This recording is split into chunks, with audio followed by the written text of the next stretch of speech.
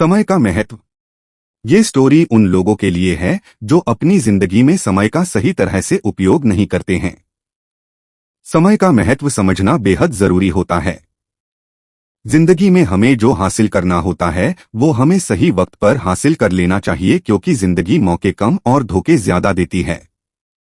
समय हाथ से निकलने के बाद केवल हमारे पास पछतावा ही रहता है। जब हम उस गुजरे समय पर पछताते हैं तभी भी हमारा समय ही गुजर रहा होता है। एक दिन स्वामी विवेकानंद नदी के किनारे बोट का इंतजार कर रहे थे। तब वहां पर उनके पास एक साधु आकर बैठ गए। साधु ने स्वामी विवेकानंद से पूछा कि आप यहाँ पर क्यों बैठे हो। स्वामी विवेकानंद ने कहा कि मैं यहाँ पर बोट का इंतजार कर रहा हूँ। साधु ने पूछा, आपका नाम क्या है? विवेकानंद ने कहा कि मैं विवेकानंद हूँ।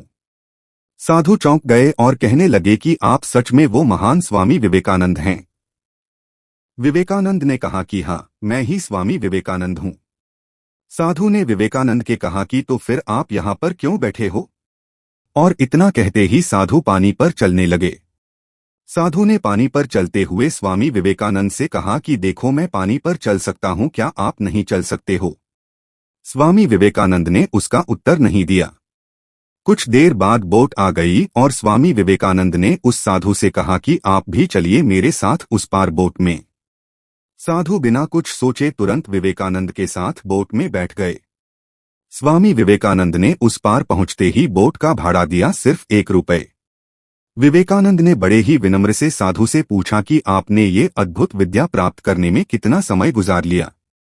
साधु ने कहा कि मैंने ये विद्या प्राप्त करने में 15 साल व्यतीत किए, तब जाके मुझे ये विद्या प्राप्त हुई है। स्वामी विवेकानंद ने साधु से कहा कि आपने जो विद्या प्राप्त की है उस विद्या के लिए केवल 50 पैसे देकर आप इस पार से उस पार जा सकते हो। यानी केवल 50 पैसे के लिए आपने अपने 15 साल बिगाड़ दिए।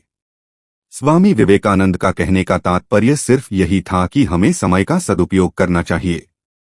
हमें इस तरह बेकार के कामों में अपना समय नहीं बिगाड़ना चाहिए।